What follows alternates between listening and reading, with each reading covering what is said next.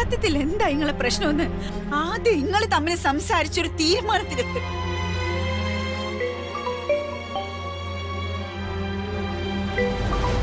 സ്വന്തം അമ്മ വിദ്യാഭ്യാസം ഇല്ലാത്തവളാണെന്നുള്ളതോ അതോ അമ്മ പഠിക്കാൻ പോവാന്നുള്ളതോ?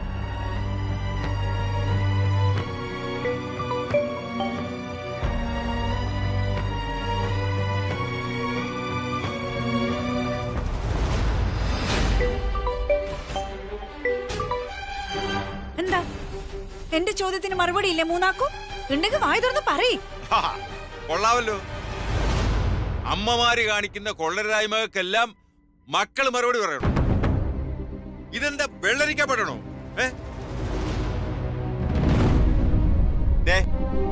നീ വിദ്യാഭ്യാസമില്ലാത്ത വിഡ്ഢിയാണെന്ന് സർവമാനം ആൾക്കാർക്കും അറിയാവുന്ന കാര്യമാണ്. എന്നാലേ ഈ പ്രായത്തിൽ പൊക്കടവും തൂക്കി പള്ളിക്കുടുത്തി പോകുന്നത് അതിനേക്കാൾ നാണം കെട്ടിടപാടാണ്. നീ ജീവിതത്തിൽ എരന്നു വാങ്ങിയ പാഠങ്ങളൊന്നും പോരാതെ ഇനി അങ്ങ് പള്ളിക്കുടുത്തി പോയി പഠിക്കണം അല്ലേ? നാട്ടുകാരെ കൊണ്ട് പറയിപ്പിക്കാനും ചിരിക്കാനുമുള്ള കാരണമാകും അത് കേട്ടോ.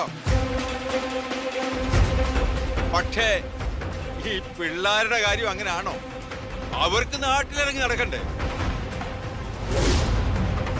സുധേ, എല്ലാ കാര്യത്തിലും ഞാൻ ഈ കീർത്തനയുടെ അച്ഛനെ സപ്പോർട്ട് ചെയ്യാറില്ല. പക്ഷെ ഈ കാര്യത്തിൽ ഇദ്ദേഹം പറഞ്ഞു തന്നെ ശരി. ഈ പ്രായത്തിൽ ഇനി സ്കൂളിൽ പോയാ എല്ലാരും നിന്നെ കളിയാക്കും. ഉറപ്പായിട്ടും. നാട്ടുകാര് പറയുന്നത് പറഞ്ഞോട്ടെ ശ്യാമളേച്ചി, എല്ലാവരുടെയും വായ അടപ്പിക്കാൻ നമ്മളെ കൊണ്ട് പറ്റുമോ? സുധാമണിയുടെ കാര്യത്തിൽ എന്റെ ടെൻഷൻ അതല്ല. നമ്മളൊക്കെ പഠിക്കുന്ന കാലത്തെ വിദ്യാഭ്യാസം അല്ലല്ലോ ഇപ്പോ.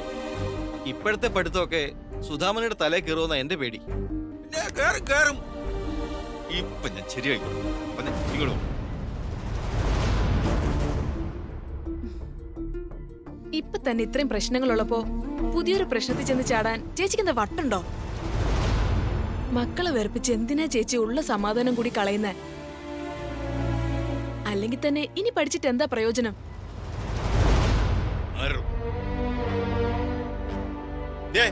ചർച്ചയൊക്കെ ഇപ്പൊ നിർത്തിക്കൂ. ഒറ്റ ഒരു തന്നെ ശബ്ദം ഇവിടെ കേട്ടുപോകരുത്, പറഞ്ഞേക്കാം.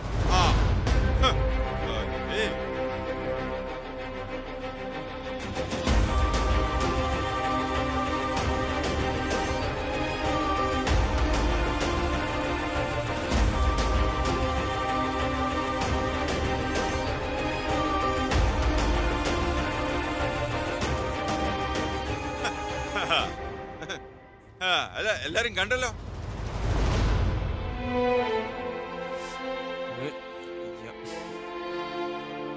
എന്ത് വൃത്തിയാണ് താൻ ഈ കാണിച്ചത്? എന്നോട് മര്യാദയ്ക്ക് സംസാരിച്ചോണം. എന്റെ അമ്മയെ കുറിച്ച് വൃത്തിയോട് പറയുന്നവരോട് ഞാൻ മര്യാദയ്ക്ക് പെരുമാറാറില്ല.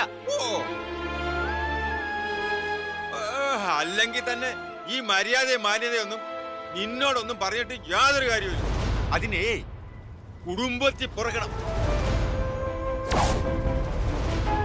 നീയൊക്കെ ഈ അപമാനങ്ങളൊക്കെ സഹിച്ച് അങ്ങ് ജീവിച്ചു, അല്ലെങ്കിൽ ദുഃഖിക്കേണ്ടി വരുവേ.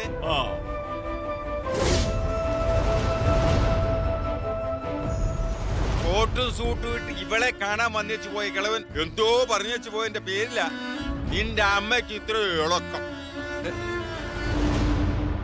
അയാളും ഇവളും തമ്മില് എന്തായിരുന്നു ഇത്ര രഹസ്യ സംഭാഷണം? രഹസ്യം പറയാനല്ല, പഠിപ്പിക്കാൻ വന്നതാ വിശ്വനാഥൻ സാർ. മാനമര്യാദയ്ക്ക് ജീവിക്കുന്ന ആൾക്കാരെ ചളിവാരി എറിയുന്നതിൽ പാരമ്പര്യമായിട്ട് ഇങ്ങക്ക് കിട്ടിയ ഡിഗ്രി അല്ല ഓർക്കുള്ളത്. കഷ്ടപ്പെട്ട് പഠിച്ചെടുത്ത ഡോക്ടർ ഡിഗ്രികളാ. രാജ്യം പത്മശ്രീ കൊടുത്ത് ആദരിച്ച മനുഷ്യനാ സാറ്. അവരെ 7 അയലത്ത് നിൽക്കാനുള്ള യോഗ്യതയുണ്ടാ നിങ്ങൾക്ക് പിള്ളച്ച? ഓഹോ, നിനക്കതുണ്ടല്ലോ. വേണ്ട മോനെ, നീ വെറുതെ ഇന്റെ കൈ നാച്ചിക്കണ്ട. ഇന്ന് വരെ എല്ലാ പ്രതിസന്ധിയിലും പരസ്പരം കൂടെ നിന്നവരാ നമ്മള്. ഏത് നല്ല കാര്യവും ആര് ചെയ്താലും പുറത്ത് തട്ടി അനുമോദിച്ചിരുന്നവരാ. ഒന്നിച്ചു നിന്ന് ഒരാളുടെ കാല് വാരി താഴെയിടുന്ന രീതിയിലേക്ക് എപ്പാ നമ്മൾ അധപതിച്ചത്? എനിക്ക് പഠിക്കാൻ ആഗ്രഹമുണ്ട്, പുസ്തകങ്ങളുമായിട്ട് ഒന്നുകൂടി കൂട്ടുകൂടാൻ ആവേശമുണ്ട്. അതിന്റെ പേരിൽ എന്തിനാ ഇങ്ങനെ പ്രശ്നം ഉണ്ടാക്കുന്നത് എനിക്ക് മനസ്സിലാവുന്നില്ല.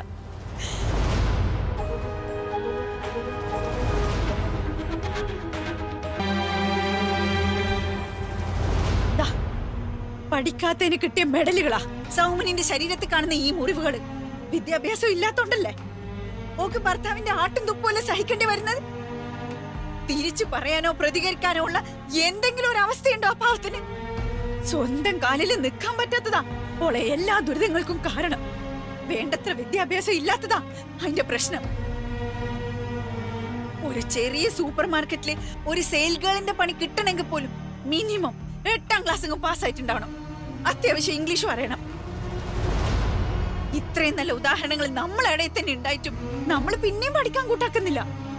ഈ ഒറ്റ വീട് കോളനിയിൽ ഞാൻ മാത്രല്ല, ഇവിടെയുള്ള ഭൂരിഭാഗം പേരും വിദ്യാഭ്യാസം ഇല്ലാത്ത മരക്കഴുതകളാ. അതിനൊരു മാറ്റം വേണ്ടേ? അതിനായിട്ട് ഞാനൊരു സ്വപ്നം കണ്ടപ്പോ അതൊരു മഹാ അപരാധമായി പോയി അല്ലേ?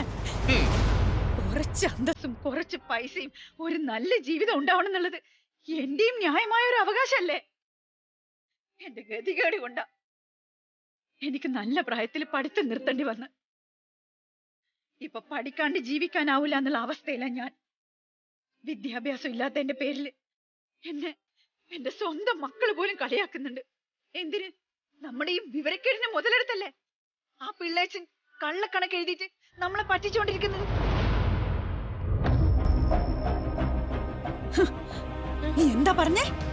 സാധാരണ സ്കൂളില് എനിക്കൊരിക്കലും അഡ്മിഷൻ കിട്ടൂല എന്നല്ലേ? എന്നാ നീ കേട്ടോ, എന്റെ കൊക്കിന് ജീവൻ ഉണ്ടെങ്കിൽ ഞാൻ ഇന്റെ സ്കൂളിൽ അഡ്മിഷൻ മേടിച്ചിരിക്കും. ഇങ്ങോട്ട് നോക്ക്. ഇന്റെ ഒന്നിച്ച് ഇന്റെ ക്ലാസ്സിലിരുന്ന് ഞാൻ 10ാം ക്ലാസ് പഠിക്കുകയും ചെയ്യും. ഇത് സുധാമണിന്റെ വാക്കാ. സുധാമണി ഒരു വാക്ക് പറഞ്ഞ അത് നടത്തിയിരിക്കും. ഈ ഒറ്റവീട് കോളനിയിൽ അസാധ്യമായത് എന്തും സാധ്യമാക്കി കാണിക്കുന്ന ഒരേ ഒരാൾ സുധാമണി ചേച്ചിയാ. ചേച്ചി ധൈര്യമായിട്ട് അഡ്മിഷൻ എടുത്തോ. ചേച്ചിക്ക് ഞാൻ ട്യൂഷൻ എടുക്കാം. അതിന് നിനക്ക് എന്തോ ലാഭം കിട്ടാനാ? ആ സമയത്ത് ഏതെങ്കിലും 10 കൊച്ചു പിള്ളേർക്ക് അക്ഷരം പറഞ്ഞു കൊടുത്താലുണ്ടല്ലോ കുറച്ച് കാശെങ്കിലും കിട്ടും. വിദ്യാഭ്യാസത്തിൽ ലാഭനഷ്ടങ്ങളില്ല പിള്ളച്ചേട്ടാ. അത് ജീവിതത്തിന്റെ അടിത്തറയാ. വിദ്യാഭ്യാസം നേടാൻ ഒരിക്കലും പ്രായം ഒരു തടസ്സമേ അല്ല. അവിടെ വൈകിപ്പോയി എന്നൊരു പ്രശ്നമേ ഉദിക്കുന്നില്ല. എനിക്ക് ചെയ്യാൻ സാധിക്കാത്തത് സുധാമണി ചേച്ചി ചെയ്തു കാണിക്കണം. എന്റെ പ്രാർത്ഥന എപ്പോഴും ചേച്ചിക്കുണ്ടാവും. ബാലുവിന്റെ സ്കൂൾ വിദ്യാഭ്യാസത്തിന് ആദ്യത്തെ ഫീസ് ഞാനാ കൊടുത്തത്. സുധാമണിയുടെ ആദ്യത്തെ സ്കൂൾ ഫീസും ഞാൻ തന്നെ കൊടുക്കും. ആ അവസരം എന്റെ സൗഭാഗ്യമാ. ഒറ്റയ്ക്ക് ഞാൻ ഈ പോരാട്ടത്തിന് ഇറങ്ങിയത്. നിങ്ങളെല്ലാം കൂടെ ഉണ്ടെങ്കിൽ ഇരട്ടി ശക്തിയിൽ ഞാൻ പോരാടും. ഞാൻ കാരണം നാണക്കേട് വിചാരിക്കുന്നവർക്കെല്ലാം വിചാരിക്കട്ടെ. കളിയാക്കാൻ തോന്നുന്നവർക്ക് കളിയാക്കുകയും ചെയ്യാം. പക്ഷേ ഈ സുധാമണി തോക്കൂല. തോക്കാൻ എനിക്ക് മനസ്സുമില്ല.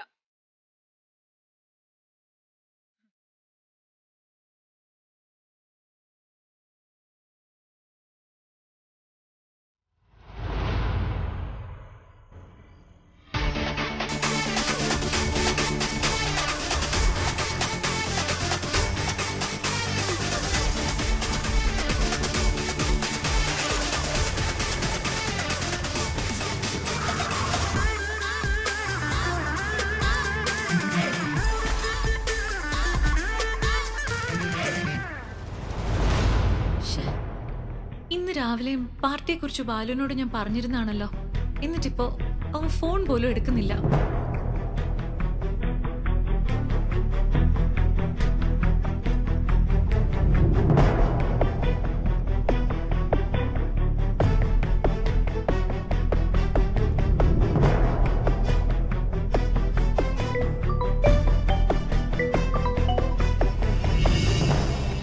എന്തു പറ്റിയപ്പോ?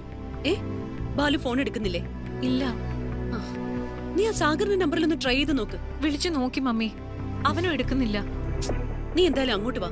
അവിടെ എല്ലാരും നിന്നെ അന്വേഷിക്കുന്നുണ്ട്. വാ.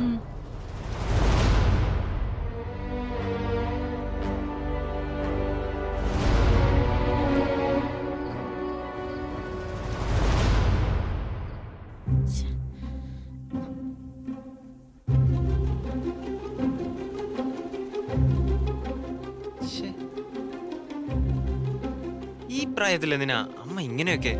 സത്യത്തെ അമ്മ ചെയ്യുന്നത് തെറ്റാണെന്നുള്ള അഭിപ്രായം എനിക്കില്ല. പക്ഷെ അതിനമ്മ തിരഞ്ഞെടുത്തിരിക്കുന്ന മാർഗത്തോടാ എനിക്ക് എതിരഭിപ്രായമുള്ളത്. അമ്മ എങ്ങനെ പറഞ്ഞ് മനസ്സിലാക്കണമെന്ന് എനിക്ക് യാതൊരു പിടിയുമില്ല. ഏട്ടനല്ലാതെ പിന്നെ ആരാ അമ്മയെ പറഞ്ഞ് മനസ്സിലാക്കുന്നേ? വലിയേട്ടാ, നിങ്ങൾ ഇത് സീരിയസ് ആയിട്ട് എടുത്ത് അമ്മയെ കൊണ്ട് തീരുമാനം മാറ്റിച്ചില്ലെങ്കിൽ സത്യമായിട്ട് ഞാൻ പഠിത്തം നിർത്തും. നീ അങ്ങനെ കടുത്ത തീരുമാനങ്ങളൊന്നും എടുക്കണ്ട. അമ്മയുടെ സ്വഭാവം നിനക്കറിയാലോ. നാളെ കത്തിയിട്ട് ചിലപ്പോ അങ്ങ് കേടും. നിങ്ങൾ എന്നെ സമാധാനിപ്പിക്കാൻ ചുമ്മാ ഓരോന്ന് പറയണ്ട. അമ്മയുടെ സ്വഭാവം എനിക്ക് നല്ലപോലെ അറിയാം. എന്തെങ്കിലും ഒരു കാര്യം തീരുമാനിച്ചാ അതിന്റെ അറ്റം കാണാതെ അമ്മ പിന്മാറില്ല.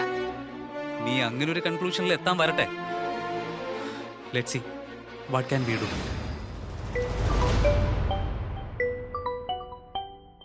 ദേ അപർണേച്ചിയാ, കുറെ നേരമായി വിളിച്ചോണ്ടിരിക്കുക. എന്റെ ഫോണിലും വിളിച്ചിരുന്നു. ഞാൻ ആ ബഹളത്തിന്റെ ഇടയിൽ എടുക്കാത്തതാ. ഓ മൈ ഗോഡ്, ഇവിടുത്തെ കോലാഹലങ്ങൾ കാരണം ഞാൻ ആ പാർട്ടിയുടെ കാര്യം അങ്ങ് മറന്നുപോയി. ഇനി ഞാൻ അപർണയോട് എന്ത് സമാധാനം പറയും? ഹലോ ബാലു, അപ്പു. എന്ത് പണിയാ ബാലു കാണിച്ചത്? I am sorry Appu, really sorry. ഒരു സോറി പറഞ്ഞതുകൊണ്ട് ഇത് സോൾവ് ആകുമോ ബാലു? എല്ലാവരുടെയും മുമ്പിൽ ഞാൻ നാണം കിട്ടും. ഞാൻ മാത്രമല്ല, പപ്പയും അമ്മയും പോലും. നമ്മൾ തമ്മിൽ എന്തെങ്കിലും പ്രശ്നം ഉണ്ടോന്നാ എല്ലാവർക്കും അറിയേണ്ടത്. എത്രയാന്ന് വെച്ചാൽ മറുപടി പറയാ. ഞാൻ ഇന്ന് രാവിലെയും കൂടെ ഓർമ്മിപ്പിച്ചതല്ലേ. പിന്നെ എത്ര നേരമായിട്ട് ഞാൻ വിളിക്കുന്നു. ആ ഫോണെങ്കിലും നിനക്കൊന്ന് അറ്റൻഡ് ചെയ്തൂടെ? ഫോണ് എന്റെ കയ്യിൽ ഉണ്ടായിരുന്നില്ല. ഇവിടെ നടന്ന കാര്യങ്ങൾ കേട്ടാ നീ ഒരിക്കലും വിശ്വസിക്കത്തില്ല അപ്പു. എന്താ ബാലു, എന്തെങ്കിലും പ്രശ്നമുണ്ടോ? മൊത്തം പ്രശ്നം ഇവിടെ.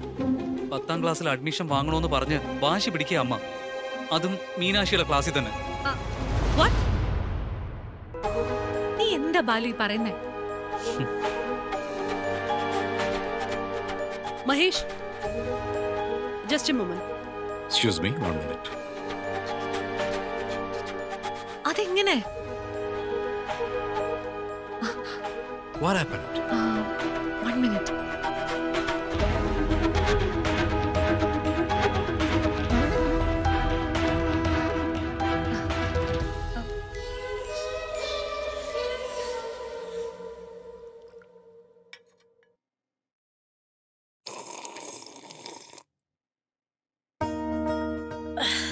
നല്ല ചായ മാധവമ്മേ.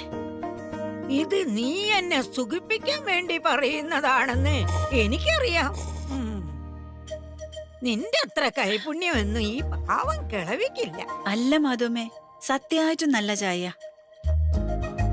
അപ്പൊ എനിക്ക് കയ്യബദ്ധം പറ്റിയതായിരിക്കും. അതെ, ഇനി നീ വന്ന കാര്യം പറ. മുമ്പ് ഞാനൊരു ബോംബ് പൊട്ടെന്ന് പറഞ്ഞിട്ടില്ലേനു? ആ ബോംബ് പൊട്ടി മാധവമ്മേ. പക്ഷേ ഞാൻ പറഞ്ഞ പോലെ അപർണന്റെ വീട്ടിലല്ല. മാധവമ്മ പറഞ്ഞ പോലെ എന്റെ വീട്ടിൽ തന്നെയാ. നാട്ടുകാര് പറയുന്ന വാക്കുകൾക്കൊന്നും ഞാൻ ഒരു വിലയും കൊടുക്കുന്നില്ല.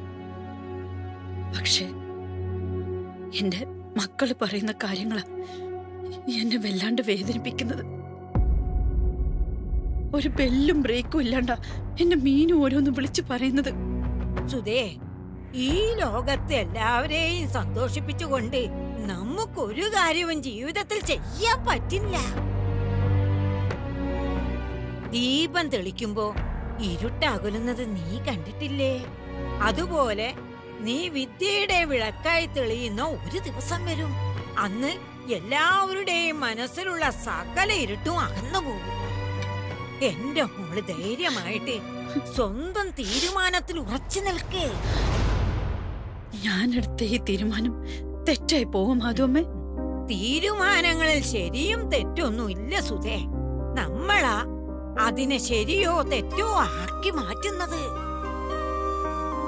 എന്റെ തീരുമാനങ്ങളുടെ ഫലം എന്തായാലും ഞാൻ അതിനെ നേരിടാൻ തയ്യാറാ.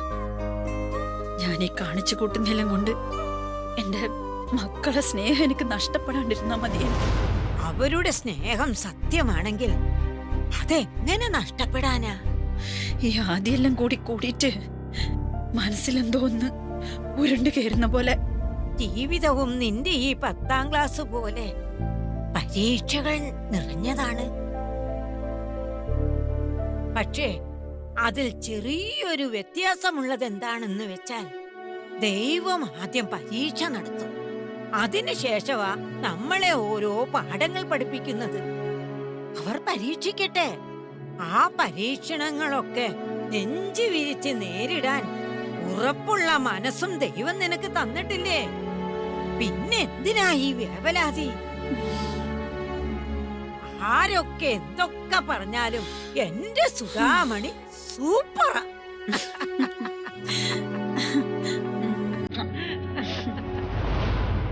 ഈ പ്രായത്തിൽ സുധാന്റി 10th ക്ലാസ്സിൽ സ്കൂൾ അഡ്മിഷൻ വേണ്ടി ശ്രമിക്കുക, അതും മീനാക്ഷിയുടെ ക്ലാസ്സിൽ. ഈ വന്ദേ ഭാരത് എക്സ്പ്രസ് പ്രതീക്ഷിക്കാത്ത സ്റ്റേഷനിലൊക്കെയാണല്ലോ നിർത്തുന്നത്. സുധാമണി പഠിക്കണമെന്ന് ആഗ്രഹിക്കുന്ന നല്ല കാര്യം തന്നെ. പക്ഷേ അക്കാര്യത്തിൽ ബാലു അത്ര കംഫർട്ടബിൾ ആയിരിക്കുമെന്ന് എനിക്ക് തോന്നുന്നില്ല. ഇവർക്കിത് എന്തിന്റെ കേടാ? ഈ പ്രായത്തിൽ സ്കൂളിൽ പോയി പഠിച്ചിട്ട് വിപ്ലവം സൃഷ്ടിക്കാനാ ഇവര് പോകുന്നേ. അവരെ അങ്ങനെയും അണ്ടർഎസ്റ്റിമേറ്റ് ചെയ്യണ്ട. ചില കാര്യങ്ങളിലൊക്കെ നമ്മുടെ ചിന്തകൾ അവസാനിക്കുന്നിടത്താ സുധാമണിയുടെ ചിന്തകൾ ആരംഭിക്കുന്നത്. ഈ തീരുമാനത്തിന് പിന്നിലും തീർച്ചയായും ന്യായമായ ഒരു കാരണം അവർക്കുണ്ടാവും. കാരണം ഇനി എന്തായാലും ഇങ്ങനെ ഒരു തോന്നിയാസത്തിന് അവര് നിൽക്കരുതെന്നാ എന്റെ അഭിപ്രായം.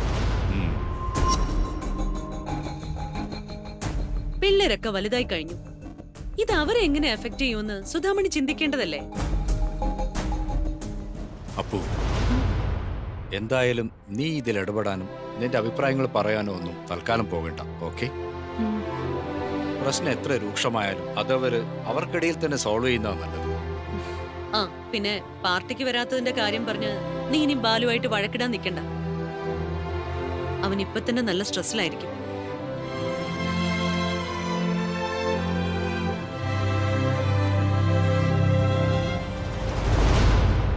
അപ്പോ ഏട്ടത്തി വലിയ കലിപ്പിലാണല്ലേ? പിന്നല്ലാതെ. അത് പക്ഷെ ഞാൻ എങ്ങനെയെങ്കിലും മാനേജ് ചെയ്തോളാം. പക്ഷെ അമ്മയുടെ കാര്യത്തില് നമുക്ക് എന്താടാ സാഹചര്യ ചെയ്യാൻ പറ്റുക? ഒന്നാലോചിച്ചാ ഇതിന്റെ യഥാർത്ഥ കാരണക്കാര് നമ്മൾ തന്നെയാ ബാലുവേട്ട. ഓരോ തവണയും അമ്മയുടെ വിവരക്കേടിനെയും അറിവില്ലായ്മയും കുറിച്ച് പറഞ്ഞ് അമ്മയെ പിരിയേറ്റിയത് നമ്മൾ തന്നെയാണ്. അപ്പോഴൊക്കെ അമ്മ ഇങ്ങനൊരു തീരുമാനത്തിലെത്തുമെന്ന് നമ്മൾ ചിന്തിക്കണമായിരുന്നു. അമ്മ സ്കൂളിൽ പോകാൻ പോകുന്നതും മറ്റുള്ളവരുടെ കുത്തുവാക്കളിൽ നിന്ന് രക്ഷപ്പെടാൻ ശ്രമിക്കുന്നതും ഒക്കെ തികച്ചും അമ്മയുടെ വ്യക്തിപരമായ കാര്യമായിട്ടാ. അത് നമ്മളെ ഒരു തരത്തിലും ബാധിക്കാനേ പോകുന്നില്ല. പക്ഷെ ഇതിന്റെ യഥാർത്ഥ പ്രശ്നം കിടക്കുന്നത് അവിടെയല്ല Sagar. I'm seriously worried about Meenakshi. ഞാനും അതെ. അവൾ വല്ലാതെ അപ്സെറ്റാ. എങ്ങാനും അവളുടെ സ്കൂളിൽ അമ്മയ്ക്ക് അഡ്മിഷൻ കിട്ടിയാ അവളെ ഒരു രീതിയിലും പറഞ്ഞ് സമാധാനിക്കാൻ പറ്റുമെന്ന് തോന്നുന്നില്ല. മീനാക്ഷിയുടെ സ്കൂളിൽ അഡ്മിഷൻ വാങ്ങണമെന്ന് അമ്മ തീരുമാനിച്ചിട്ടുണ്ടെങ്കിൽ ഏത് വിധേനയും അമ്മ അത് വാങ്ങിയിരിക്കും. അത് ഉറപ്പാ. അത് പക്ഷേ ഏട്ടൻ വിചാരിക്കുന്ന പോലെ അത്ര എളുപ്പമൊന്നും അല്ല. സ്കൂൾ ഒരു പക്ഷെ അതിന് തയ്യാറായാൽ പോലും ഇതിനെയൊക്കെ നിയന്ത്രിക്കുന്ന ഒരു ഗവേണിംഗ് ബോഡി ഉണ്ടല്ലോ, സർക്കാരിന്റെ. അവിടെ നിന്ന് NOC കിട്ടാതെ അവർക്ക് അമ്മയെ കൊണ്ട് പബ്ലിക് എക്സാമിന് അപ്പിയർ ചെയ്യിപ്പിക്കാൻ പറ്റുമോ? പറ്റില്ല. അതുകൊണ്ട് സ്കൂൾ അങ്ങനെ ഒരു റിസ്ക് എടുക്കില്ല. ഒരു വശത്ത് അമ്മയും മറുവശത്ത് മീനാക്ഷി, ഇനി ഒരു ഭാഗത്ത് അപർണയും. തികഞ്ഞു. ഇവരുടെ ഇടയിൽ കിടന്ന് ഞാൻ എരിഞ്ഞ് തീരത്തേ ഉള്ളൂ. ഇത് പെണ്ണുങ്ങളുടെ ലോക ബ്രോ. ഇന്ന് തന്നെ കണ്ടില്ലേ മീനു അമ്മയോട് സംസാരിച്ച രീതി? അമ്മയ്ക്ക് എന്ത് തോന്നും, ആ മനസ്സ് എത്ര വേദനിച്ചിട്ടുണ്ടാവുമെന്ന് അവൾ ചിന്തിച്ചോ? അതും പോട്ടെ, അമ്മയുടെ ഫോൺ അവൾ ഒരിക്കലും അങ്ങനെ മാനിപ്പുലേറ്റ് ചെയ്യാൻ പാടില്ലായിരുന്നു. ഏട്ടൻ അവളോടൊന്ന് സംസാരിക്കണം, കാര്യങ്ങൾ പറഞ്ഞ് മനസ്സിലാക്കണം. ഒരു പരിധി കഴിഞ്ഞാൽ പിന്നെ അവൾ നമ്മുടെ കയ്യിൽ നിന്നൊന്നും വരില്ല. ഞാൻ മീനുവിനോട് സംസാരിച്ചു നോക്കാം. എനിക്ക് ആ മാർത്താണ്ഡൻ പിള്ളയെ ഒന്ന് ഡീൽ ചെയ്യണം. അമ്മയോട് ഇന്ന് അയാൾ പറഞ്ഞ വർത്തമാനത്തിന് ഞാനൊരു 8ന്റെ പണി അയാൾക്ക് കൊടുക്കും ബാലുവേട്ട. ദയവ് ചെയ്ത് ഇനി നീയായിട്ടൊരു പ്രശ്നത്തിനും പോകരുത്. ഇവിടെ ആവശ്യത്തിലധികം പ്രശ്നങ്ങൾ ഇപ്പൊ തന്നെയുണ്ട്. പക്ഷെ അയാളൊന്ന് പേടിക്കണം. അതിന് വേണ്ട പണി ഞാൻ ഒപ്പിക്കും. വേണ്ടാന്ന് പറഞ്ഞാ വേണ്ട. ഞാൻ ഉടനെ ഒന്നിനും പോകുന്നില്ല. ആയുധം കൈ കൊണ്ടുവരുന്നാൽ മാത്രം മതി. ബായി എടുത്ത് പ്രയോഗിക്കൊന്നും വേണ്ട. നമ്മളോട് ആളുകൾക്ക് ഒരു പേടി തോന്നാൻ അതൊക്കെ ധാരാളം. എനിക്ക് മനസ്സിലായില്ല. ഓക്കെ, വഴിയേ മനസ്സിലാവും.